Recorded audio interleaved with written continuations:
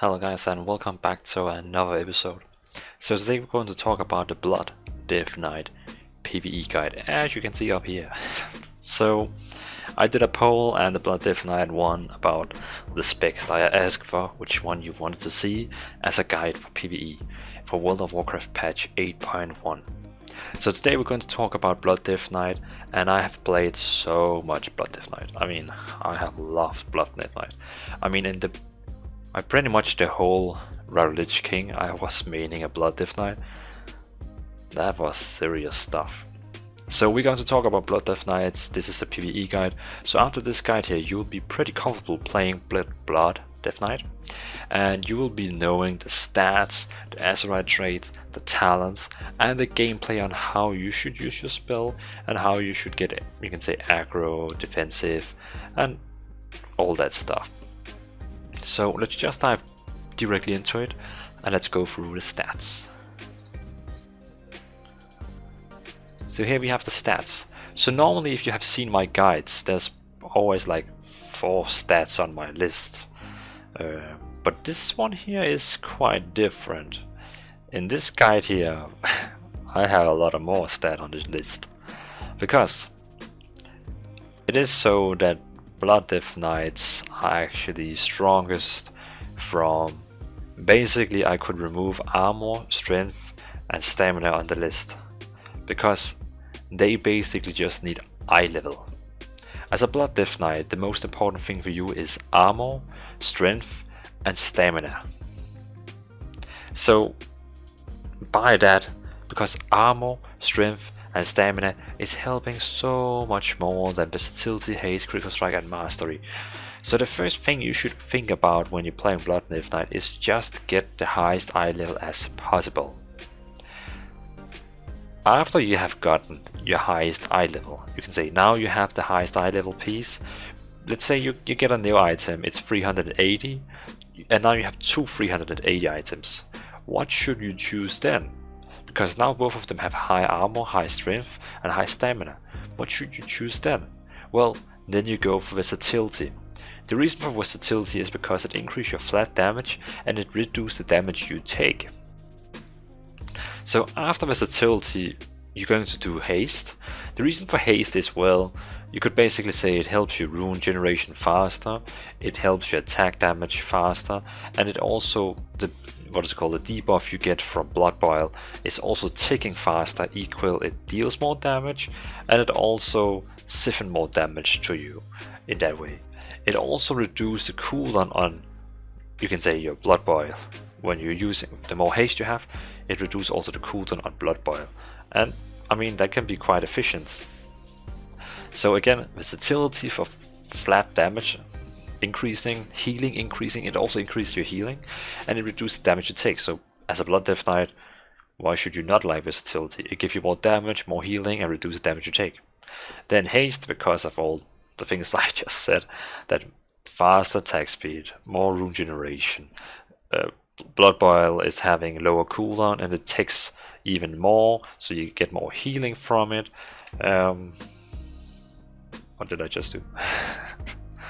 So yeah, after that it's critical strike, and simply the reason for why critical strike is over, let me just pronounce the mastery for you. So the mastery here is each time you heal yourself with Death Strike, you gain 26% of the base amount healed as a physical damage absorption shield. Also it increases your attack power. The reason here for why, you can see here we have the critical strike. Mastery is fine, it gives you a shield when you use Death Strike, and it also increases your attack power. But the problem is that critical strike is actually increasing, of course, the chance for your spells to crit. That is both your attacks and heals, it increases for critting. That means when you use Death Strike, you can basically crit on your healing, the damage you deal, and it will also crit on the healing you heal yourself with. So crit is both healing, helping your damage and healing. Also, a very important part is that critical strike is actually giving you more parry, and that's quite cool that you get more parry from passively from critical strike. So that is, I would say, a cool thing. So passively, Critical Strike is helping you more defensively than Mastery. Because Mastery, okay, it gives you a little boost in damage because of your attack power, and it gives you this shield you use from Death Strike. But that also means you have to use, of course you will use Death Strike normally, but again you can see the point I mean. But again, it's pretty much about the eye level because of armor, strength, stamina, then versatility, haste, critical strike, and mastery. So that is the stats. Probably the longest stat list I ever shown. So that was the first part of this guide. I hope that you are still watching, following the guide. And I mean, we only just started. We only like in 5 minutes into this guide. So we still have a lot of things to cover. The next point you can see it up there is its Azeroth traits. So let's go directly to them. So I will be starting with the outer ring. So normally I show like 3 Azeroth traits when I'm talking about outer ring. But in this case it's so hard to talk about Blood Death Knight because they don't really have any good class Azeroth traits except for Bones of the Damned. And Bones of the Damned is just, I mean, it was so close I didn't even add it on the list, but still. So this is the traits I have added for this list. So let's talk about them one by one. So Bones of the Damned is an Azeroth trait you want to go with if you want to have a defensive spec. So if you want to have a build and an Azeroth trait where you have more defense, then Bones of the Damned is really great. Well, Marrow has a chance to grant you an extra charge of Bone Shield, and Bone Shield increase your armor by 131. And already now if I click on my, I can see it increase right now my armor by 1600. So it's a small amount increasing, but it's still something, and it has a chance to give me additional ones so I can spare some runes and don't use Marrow anymore. So for example, but that talent is mostly used, sorry, Ascent trait is mostly used for if you want to have a defensive spec. The next one I want to talk about is Battlefield Focus, number 3. So Battlefield Focus is helping your team dealing more damage. Basically this Azeroth trait is actually coming from PvP gear, so it's not something you can get in PvE, but you can get it on your PvP gear. I know that's kind of sucks, but that's how it is.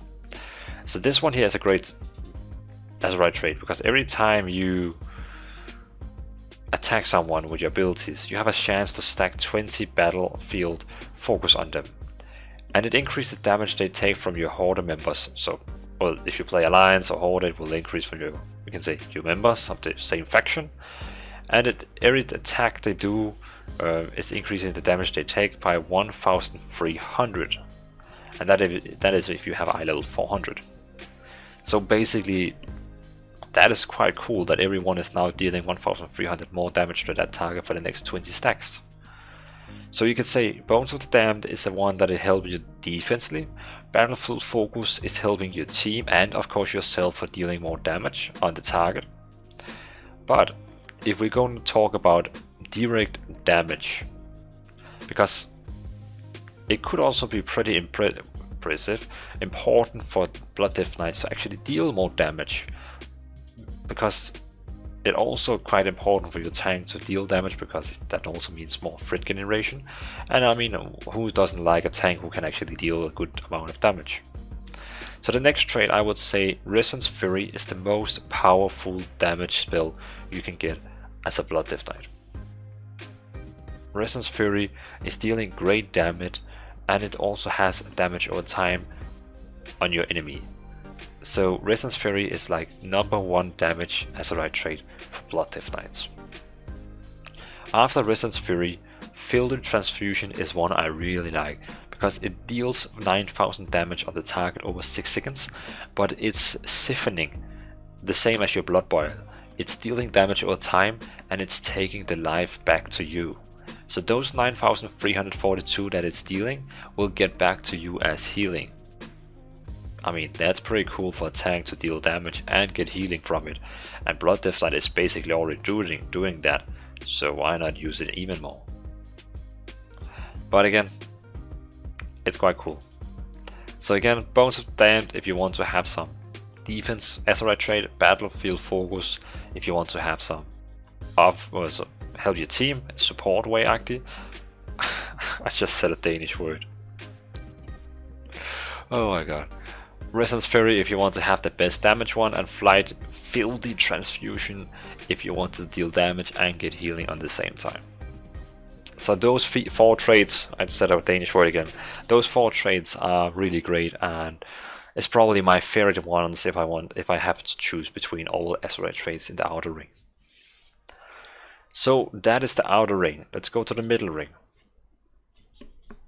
So the middle ring, just to cover it, if you want to have the best damage again, God Ripper is giving you the best damage on a single target. Heed My Call is giving you the best damage on trash mobs or multiple targets. So for example, you could say on a boss fight, like in a raid, if you want to have most damage, God Ripper is the best one. If you are in a dungeon, mythic dungeon, and you want to have most AoE damage and on trash mobs, Heed My Call is the best one. So it's up to you if you want to have a AoE or single target oriented Azeroth trait. The next one I want to talk about is Ablative Shielding. So falling below 40% health grants you 62 armor for 10 seconds, and taking further physical damage reduce the armor granted. And this happens every 30 seconds. Beside that, we also have something that is close to the same. We have Crystalline Carapace, and when deal damage greater than 10% of your maximum health, you gain more armor and cause melee attacks to suffer from some amount of physical damage back to them.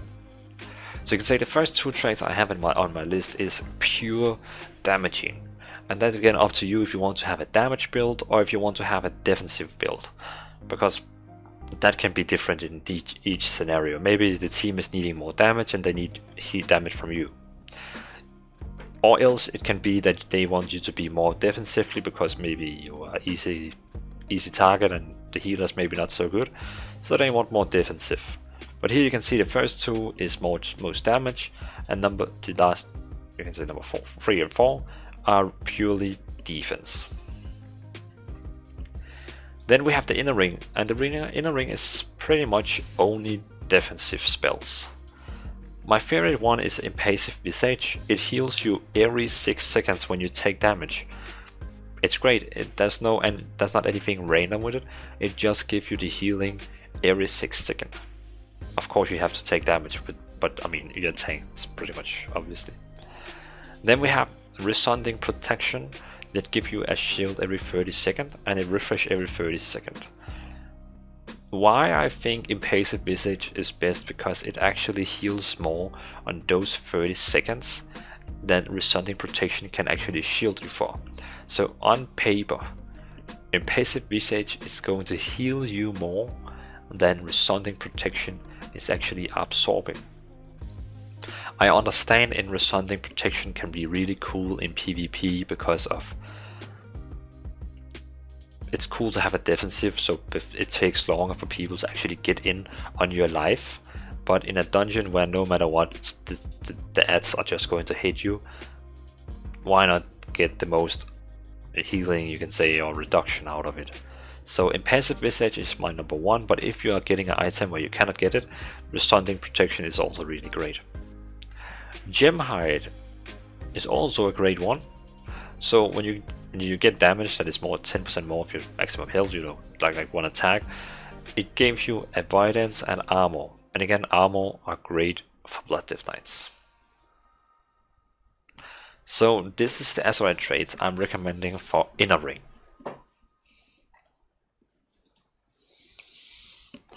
So that's pretty much the Azeroth traits I'm recommending for Blood Knights. So that means we have been through stats, Azeroth traits, and the next one is going to be the talents. So for the talents, I'm going to switch over to my in-game screen so we can see the talents directly from the game I'm going to show. And here we are at the talent screen. So how it goes on now is I will go through each row and tell you exactly which talent and why I think we should pick that one. Some of the rows there will be multiple choices, and I will explain the different scenarios for which talent you should use for which scenario. So I will start with the first row and just go one by one down. So the first row we have Heartbreaker and Bloodbringer as the favorite one. Bloodbringer is the best one for just purely single target. So for single target, Bloodbringer is the best one. Sorry, I have something on my mouse here. So Bloodbringer is the best one for single targeting, pure single targeting. It's pretty cool because you can heal, deals damage, and you can also move, parry, dodge, and use defensive abilities while you're challenging. Remember, Death Strike is not a defensive ability. A lot of people is like, why can I not use Death Strike? Because it's not a defensive spell, it's an offensive spell, because it deals damage. But again, Bloodbringer is really great for single targeting. Heartbreaker is the best one for, you can say, in any other scenario, and that is of course +2 targets. Heartstrike generates additional runic power per target hit, and remember, while using Heartstrike inside a Death and DK, while you remain within the area, your Heartstrike will hit up to additional 3 targets. That means you can, this one here, it will hit 4 targets, so that's 2, 4, 6, 8 runic power it will generate in one attack. That is quite good. But again, single target, multiple target, active, passive. That's how it is. Let's take it down here. For the next row, we have pretty much only Hemostasis.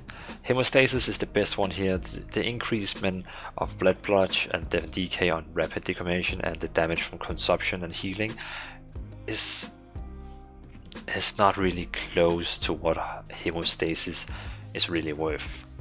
Hemostasis is making your Death Strike stronger each time you're using Blood Boil, and that's a pretty cool thing in your rotation, because then you automatically will use Blood Boil more, it will hold up your damage over time ability, and it will increase your Death Strike.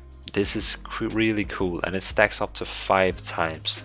So it will increase the damage by your Death Strike, and it will also increase the healing. So let me see here. How much it was 8%, and it stacks up to 5 times.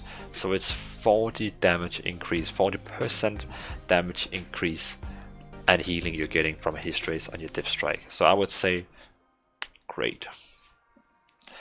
On the next row, there's a little battle between Full Bulwark and Osuri. Osuri is basically, I would say, the best one. While you have at least 5 Bone Shield and charges active, the cost of Death Strike is reduced by 5 runic power, and you can have additional maximum runic power is increased by 10. So this runic power reduction on your Death Strike is, if you have a, you can say, a damage flow, you can use Death Strike 12.5% more. So that means you will be able to use 12.5% more Death Strikes in your rotation. That is quite cool. That's more damage and healing.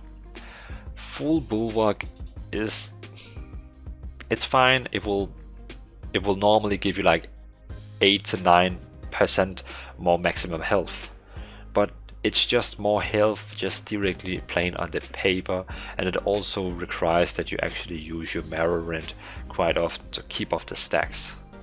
But then you can say, do you want more health while battling? It's not before you're battling, it's while you're battling you get more health.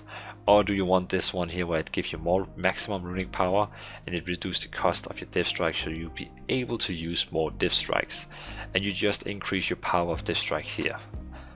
Well, make it better. So I would probably personally go with Osuri. For the next one here, Will of Necropolis is pretty much the best one. It really outruns these two, what I feel like. So damage taken below 30% health is reduced by 30. So you can say after you go down 30% health, you get pretty much getting godlike. It's pretty cool. The next row here, it's up to you. All these spells here is not really helping you on any damage or defensive. It's more like a taste of what you like to do. So do you want to be able to have a red form where you can run fast, or do you want to have lower cooldown on Gorfa and Grass, probably my favorite one, or you can have the Death and DK that reduce the movement speed on enemies with 90%, and it decays with 10% every time. It's quite cool. But personally, I'm more into the Tightening Grasp, so the cooldown gets down at 1.5 minutes. For the next row, Bloodworms is my favorite one and the best one I would recommend. The auto attack damaging from the Bloodworms and healing is just so sick. So Bloodworms is like my favorite one and will always be the talent I would go for on this row here, no matter what. On the last row, we have these three, all good talents. Let's go through them each by one. So Purgatory is the talent you're using if you're really not sure. Well, what is happening is, if you take damage that is close to killing you, it will not kill you, it will prevent, and you will be able to get like a second chance for not dying. It's pretty much just a cheat death. Purgatory is only good if you're not 100% sure what to do on the boss. It's like, I'm not sure, probably I will fail and die. It gives you additional chance. So for example, if you go into new raid, this is the first time you're doing this boss, Purgatory will be nice for you because you're not pretty sure what you're doing and you'll maybe fail. Or maybe you have a healer that is kind of wacky, so you want to be on the good side and have additional chance to actually survive this. But if you know what you're doing and you're pretty sure your healer is going to keep you up, I would not recommend go with Purgatory. Then I would recommend, let's say for survivability, I would go with Red first. So reduce the cooldown on Vampiric Blood by 1 second per 10 runic power spent. This is quite cool. So Vampiric, we can see here, Vampiric Blood down here. So that means every time I use runic power, I get more lower cooldown on Vampiric Blood. Vampiric Blood is increasing your health by 30, increase all healing and absorb receive by 30 also. More healing, more health, great talent, great active cooldown. So if you don't need Purgatory because you're sure this will go cool, Red First is the best defensive spell talent. I'm really messing up. So Red First, go with that one if you want to have the best defensive and you don't need Purgatory because you're sure you will not mess up. Bone Storm is probably the best one you would have on a mythic dungeon if you want to deal damage and has a low damage AoE cooldown, and it also heals you. It's really great Bone Storm for multiple targets, trash mobs in a mythic dungeon. So for mythic dungeons, I can really recommend Bone Storm. But again, Rift First is also still a great one because it gives you lower cooldown on Vampiric Blood. But Bone Storm is still healing quite much, so it can be cool. I mean, it's not good as it was because they nerfed it. So before you would like godlike with Bone Storm, you're not godlike anymore. Healing you for 3% of your maximum health every time it deals damage to a maximum of 15%. Before it was no maximum, so you could just be god, but now you can only go up to 15%. So I would say Bone Storm, great for Mythic Dungeon, Red First, great for survivability, Purgatory, great if you just want to be on the safe side. So that is pretty much the talent for Blood Death Knight. The next thing we're going to talk about is the gameplay. So I will be switching over to the gameplay screen and let's talk about how to play as a Blood Death Knight. And here we are on the gameplay screen. So let's talk about Blood Death Knights and how you should play them, rotation, gameplay wise. So let's start with the opener and how you should open on bosses. So a lot of other classes have like fast ways to get to the boss. The problem is that Blood Death Knight doesn't really have charge, jump, any quick way to get to the boss. We are pretty much just the slowest tank in the game. Everyone else has like a charge, jump, spin, anything. But Death Knights are like, I mean, if I have a warrior in my team, he will be charging to the boss and I will be like, oh. And by this time, I will already have been losing the aggro. So a thing that you can do as a Blood Death Knight in your opener while you're opening and you're running against the boss, it's actually quite okay to use already your taunt dark command, because now the target will be facing you and you're kind of forcing the target to come against you. You could also use something like Div Karas, but the problem with Div Karas is it deals so low damage that everyone in your team will pretty much fast deal more damage than that, and you're basically wasting a rune on it. So what you can do efficiently on a boss would be run toward him. If the warlock just casted a Div Chaos Bolt and the warrior charge it, I would run against him, use Dark Command, and while you're running, I would use Blood Drinker. Blood Drinker is dealing a lot of damage, and it kind of helps you with getting the pool of it. It will kind of help you with getting the aggro and a good damage out in the starter. A lot of you will probably say, well, shouldn't I wait with using Blood Drinker till I actually need some healing, or but Blood Drinker is pretty much already ready now, and I mean, it's healing your 15k, congratulations. But it's a really great one for like running against the boss, charging, taunting, and running while using Blood Drinker, just so you actually do something while running against the boss. Because if you don't use this one here, what else would you do? Basically the only thing you can do is running using Dead Karas, 1k damage, and using maybe Div and DK and wasting rune on it. That's not how we play. So again, I would recommend, you can see that the rest of your DPS will probably go to the tire before you. Run, use Dark Command for taunting the target, and while you're using a Blood Drink, you could do that. So now you are up against the target, you have already used your charge, you have used your Blood Drinker. What should be your first thing to do while you come close up on the boss? That would be using Marrow Rend. So Marrow Rend is giving you this buff here that increases your armor and haste. It doesn't matter how many times you use Marrow Rend, the buff that you actually get from it will not be better. It goes up to 10 stacks, so I would not recommend using it after you get up to 9 stacks, because then you stack the last stack with 2 runes. That's kind of waste. So what I would do again, so now I come close to the target, I would use 1 time Marrow Rend and then 1 Blood Boil, and then probably go back to Marrow Rend again for getting up my 6 stacks. The reason for why I want to go up on 6 stacks is because of this one here. So why I have at least 5 stacks, 5 stacks, my Death Strike is now costing 40 runic power less. That is quite cool. So as when you're playing with this talent here, you just need at least having 5 active stacks on your shield. But it's okay to get up on 9. I mean, it's just important that you hold up this stack all the time.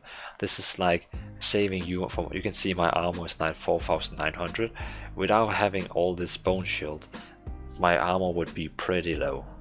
You don't want that. You don't really want that. So bone shield is quite important for you to hold up. So again, let's try this again. Running towards the target. Probably could taunt if someone else just made a big attack while running. Blood Drinker, Marrow Rend, Blood Boil, Marrow Rend. Now we have used Marrow Rend, Blood Boil, Marrow Rend. You could add something else into your rotation. For example, sometimes while you're doing automatically damage, you have this one here called Crimson Scourge. Your auto attacks against a target infected by Blood Plague will have a chance to make your next Def and DK instant, cost no runes. If this happens and it blinks, just use it. Just use it because it's free to use, so you don't really have to, you can say, lose anything on it. But if it's only one target and it doesn't procs, then never use it. So for adding more, you can say, technical thing into the rotation, what I would like to do now is, for example, we start from the boss here, I run against him, so for example I use Blood Drinker, So before I reach him, like here, my Bloodringer stopped, I still need to move this path. It will be really cool to cast out a Dancing Rune Weapon, because then my global cooldowns will be ready when I face the target. So like Dancing Rune Weapon, and now my global cooldown is ready and my spell is ready. Now I can use Marrow Rend and actually get 6 stacks of Bone Shield, because of my Dancing Rune Weapon is now giving me double stacks, and also using Blood Boil after is giving 2 dots on the target that both deal damage and both heals me. This is so great. A lot of people probably would use Marrow Rend again. That would, while Dancing Rune Weapon is active, I would not recommend using Marrow Rend again, because it will give you top stacks and 2 stacks will get like lost and you will overcap with 2 stacks. So instead of, you can say, using with Dancing Rune Weapon, Marrow Rend, Blood Boil, Marrow Rend, I'll probably do something like Marrow Rend, Blood Boil, and maybe using Blood Boil again for the additional damage and refreshing of the dot. Or you could use your Heart Strike if you want to have like just some damage out of wasting some runes. But never use Blood Drink while you have Dancing Rune Weapon active, because Dancing Rune Weapon doesn't know how to use Blood Drink. So if you use Dancing Rune Weapon and then use Blood Drink, you're wasting your whole Dancing Rune Weapon. Well, you at least waste half of it, so that would be quite sad. So that was kind of the opener. So while standing now at the boss and hitting him, it's just important that you always keep up your Bone Shield. If you're playing with this talent here, you should always have at least 5 stacks, but try to be as high as possible, but never overcap. So if I have 9 now, don't use it again. Wait until you get down on 7, or yeah, 7, so it's 8, 9, 10. Don't overcap at all. So that was the first part. Keep up your Marrow Rend all the time, because you want to have Bone Shield all the time and don't overcap like I just did. Then it's Blood Boil. You want to keep up this damage over time ability all the time because of Crimson Scourge. As you can see now, it doesn't cost anything. I have the buff, so I can use it. And also because of the damage over time, and it heals you. And so every time it's while passing out, use Blood Boil. Also use Blood Boil every time you get on 2 stacks. It deals such a great damage that you should never just have 2 stacks down here. Always use it so you have 1 stack at least. You can also use both stacks if you just want some damage out, but I would recommend to have just a stack always like saved if you want, for additional damage, or if there's any trash mobs coming, you're ready for getting the aggro on all the trash mobs. But every time you get 2 stacks of Blood Boil, use it. You can also use it all the time, but don't get on 2 stacks, because it will be waste if it just like will be on 2 stacks and not doing anything. So except for using Marrow Rend all the time for getting up your shield, don't overcap again. Use your Blood Boil as often as you want, just keep up the Blood Plate all the time. Use your Death and Decay when you get the buff. You can see this one here, Crimson Scourge. But of course, when there's more than 1 target, additional target, you should also use Death and Decay, because it's really great for trash mobs. An important thing you have to think about is this one here, Death and Decay. While I'm using Death and Decay here and using Heart Strike, it will hit additional targets inside my Death and Decay. So you can see a Heart Strike will hit up to 5 targets. So it's quite important that you use Heart Strike while inside your Death and Decay if you have additional targets. Remember also to use your Bloodringer as often as possible. It's really great, it's cool, it heals much, it deals a lot of damage. Probably you should maybe wait for it to actually, you need some, you could say, you need some damage or healing. But again, it deals a lot of damage, so you can also just use it for more damage boosting. And while you're using Dancing Rune Weapon, it's really important you use your Marrow Rend to get up double stacks of Bone Shield, get out your damage over time ability, and then you can just use some damage buffs. It doesn't matter which damage you want to use, but don't overcap on Bone Shield and just keep up your damage over time ability. Beside that, Heart Strike is just, you can say, Hard Strike is dealing lower damage than Blood Boil. Blood Boil is free of use to use, so Blood Boil should always be the top one for damaging.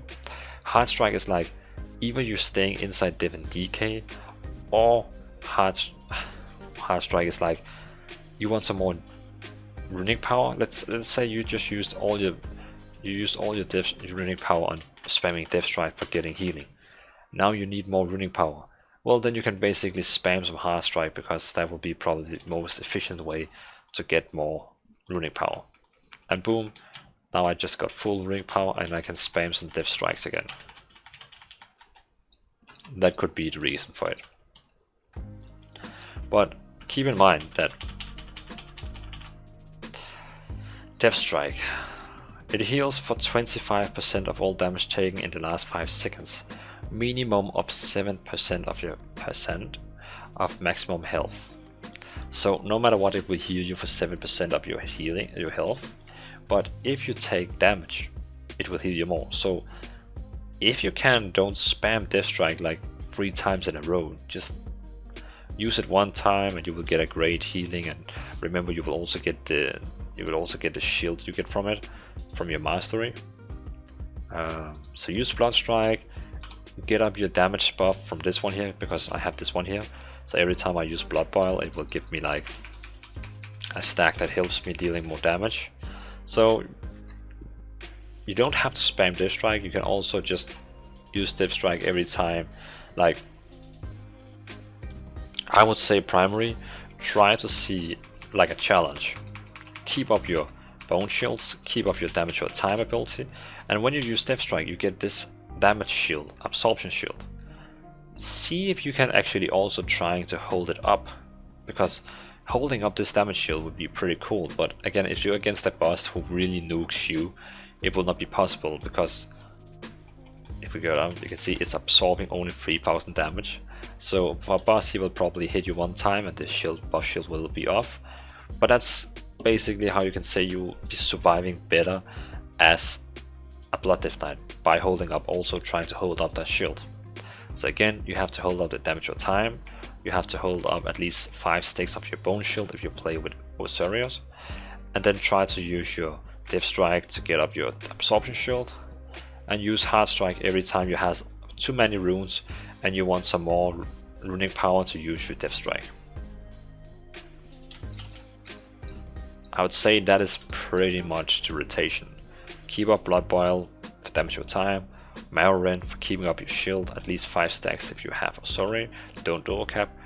Hard Strike is good if you're standing inside Div and DK, or if you want some more runic power because you want to use Death Strike. And Death Strike is great for dealing a lot of damage. It deals actually quite a lot of damage. It's actually the spell we have that deals most damage. So Death Strike is nice to use for more damaging also. Also it heals quite good and it gives you an absorption shield. So you should probably try use Death Strike as much as possible, but it's not harming that you don't use twice in a row, because then you can probably get some bonus from your Blood Boils again. And remember also this one here, so it costs lower. Use your Death DK only on single targets when Crimson Scourge actually is proccing, and on multiple targets always use Crimson Scourge. If I went, let's say, to these 3 mobs over here, and I wanted to kind of pull them in together, like aggro them, I would use Death and DK and spam probably twice Blood Boil for getting a good damage out, and now these mobs will 100% concentrate on me and not going on anyone else.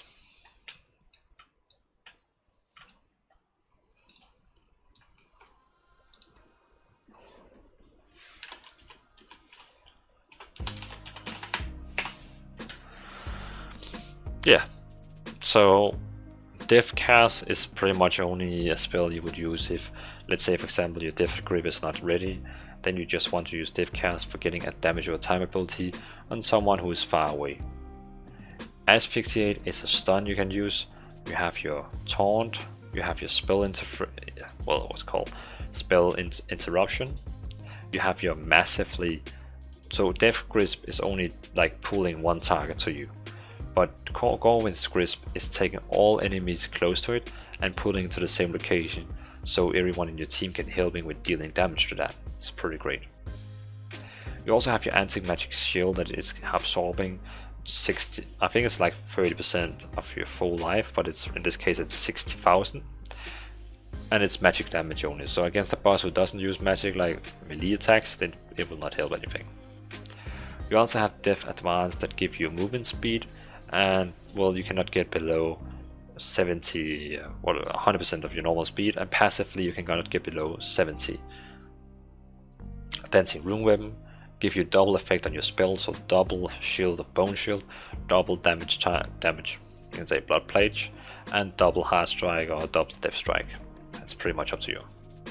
I'm actually not let me just test something.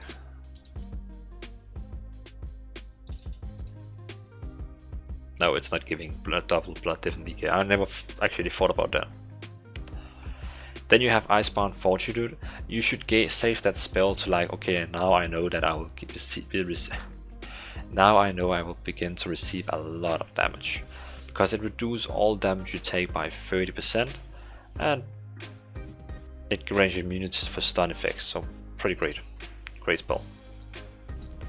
Also, you have this most overpowered spell for your spec, and it increases your maximum health by 30 and increase all healing out absorption received by 30.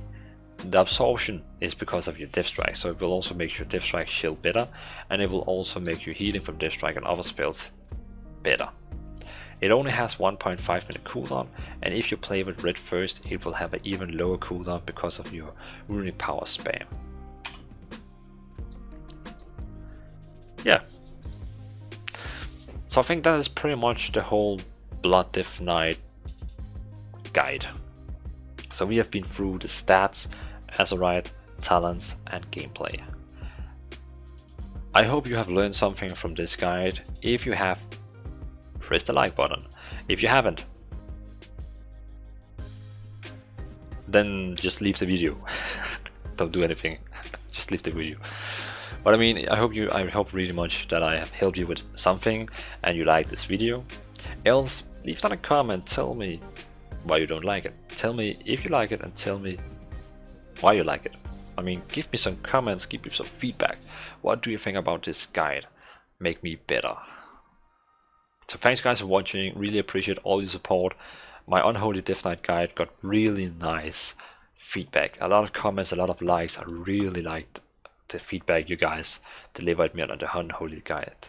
So I really hope that you will be happy for this Blood Death Knight guide, and you should be pretty comfortable playing Blood Death Knight after watching this guide. So let me know in the comments if you have any comments to this video, and like the video if you liked it. Again, thanks you guys for the video. Thank you guys for watching the video, and have a nice evening.